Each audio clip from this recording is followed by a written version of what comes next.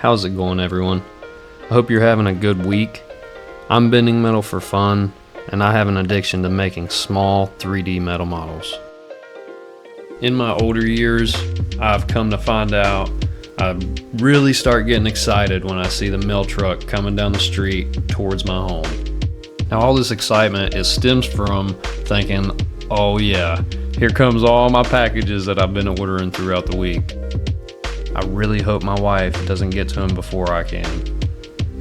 Alright, I'm just playing, but I really do get the side eye from her sometimes when I order maybe just a little bit too many metal models. But when I seen this mail truck by Metal Earth, I knew I was going to have to build this one. So they have this thing rated at a 6 out of 10 difficulty. I'd say that's about right. I might put it at a 5 out of 10. It's a pretty easy model, very beginner friendly. And for a model that was made in 2021, it comes together really well. If you're looking to get this model for yourself, you can actually pick this one up off Amazon for $13.95. So let's go ahead and get into all the steps that I encountered that gave me some issues during my build of this model. Everything actually goes nice and smooth up until you get to the step with the hubcaps. Now, making the hubcaps is actually pretty difficult. It's a tricky piece to kind of manipulate into the shape that you need it to be in. Now, one of the main things you're going to want to do is these seams you see here, you want to put them up top and not on the bottom of your hubcap. The reason when you're connecting these hubcaps to the base to put the seams up top rather than the bottom is your viewing angle. So this is the angle that people are going to be viewing your model at when it's sitting on your shelf, your display case, or anywhere else. They're not going to be looking at the bottom up. They're going to be looking from an angle from the top down. So this is the reason you need to be certain that your meetup points are on the top rather than the bottom on the hubcap and the tire tread. So my biggest tip on trying to get the shape for this hubcap is to use a step mandrel if you've got it. If you don't, you can use a drill bit set or a marker or a pencil, something round to get the shape that you need on this outer band of the hubcap. This outer band is going to be the hardest part of the hubcap to get to look right, but if you take your time with it, you're going to be able to manipulate this piece and get it looking pretty decent. The next thing I'd like to go over is your bends on your roof here, the bends on your windshield, and also on your hood. These bends are kind of difficult to manipulate. They want to bend 90 degree. So what you're going to want to do is use something round again, like a step mandrel, a drill bit set, or just a piece of stock or something to help you get these bends correct. The reason these bends are difficult is because you don't have a lot of surface area right here. You do on top of the roof, but on the sides you don't have a lot to help you fold it down. The only tip I really got for helping you do this is take your time and use the drill bit or the step mandrel, whatever you got to help you fold that roof around and get a nice round edge and not a 90-degree edge.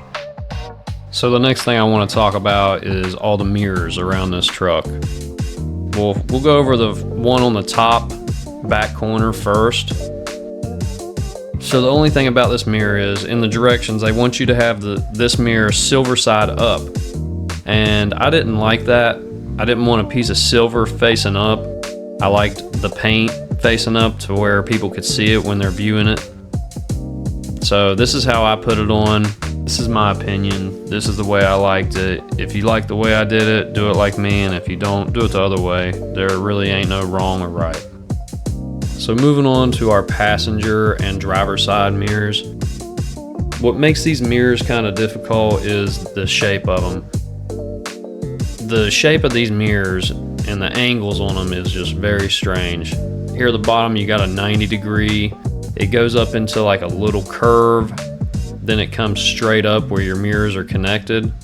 And then you have another little curve on top and then another 90 degree.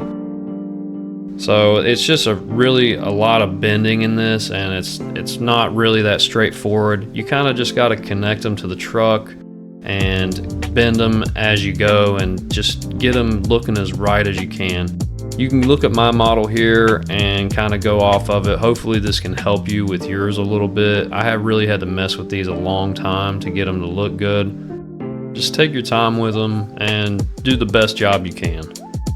So we come to our last mirror on the front of the truck here. When I first made this mirror during my build, I actually folded it in the wrong direction. Your painted side of the mirror is supposed to be on the inside right here, and when I did it, I had it on the outside. I don't know how I did it. I just folded it completely wrong. What I ended up having to do is straightening everything back out and refolding it to where the silver was on the outside rather than the inside. So the big issue here is just how fragile this piece is. It's very narrow and thin, and me straightening it out and just doing it one more time, I could feel how that piece was about to break. So be careful with your way you're folding this. If it's not coming out right, stop what you're doing and just redo it until you can get the right folds. So while we're on the topic of small fragile pieces, let's look at these two pieces inside of the cab here. You have your steering wheel right here, and then you've got this other little piece to the right of the steering wheel. And to be honest, I have no clue what this is.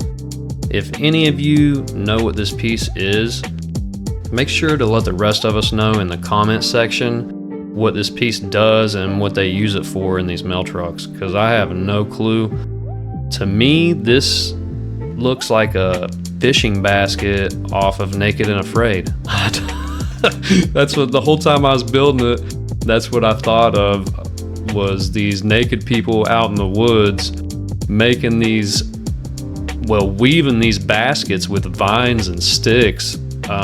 That's just what I kept thinking of, was a fishing trap.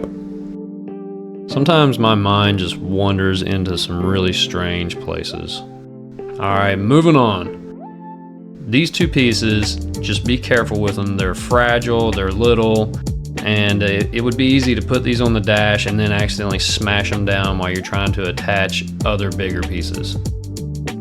The last step that I would like to warn you about before finishing up this model is attaching this windshield piece onto your dash. The issue I had here was this piece, when connecting it, it was wanting to hit the inside of these two doors. The inside of these doors stick out a little ways on the inside of the cab of the truck, and the corners of the windshield, the top of the windshield, the corners, they want to hit those pieces. You can see right there. Oh, it went out of focus. Right here you can actually see these silver inside pieces of the door actually bent in towards us, and they're bent in because the corners of this windshield piece is actually colliding with the doors. So what I ended up doing was actually embracing where it's bending them in. I actually pulled them in further. So I stuck a pair of tweezers or something in there and pulled them in a little bit further than they were, so the corners of that windshield would actually fit down in there a little bit more precisely. With the corners flared up like this was creating a pretty large gap on each side of the corner on top of the truck. These are all my tips for the steps that gave me issues during my build. If there were any steps that gave you problems that I missed, please put them down in the comment section so we can discuss them. On the right side of your screen will be a couple more videos about this hobby we enjoy so much. Subscribe if you liked the video, and if you didn't like it, I hope you step in gum tomorrow.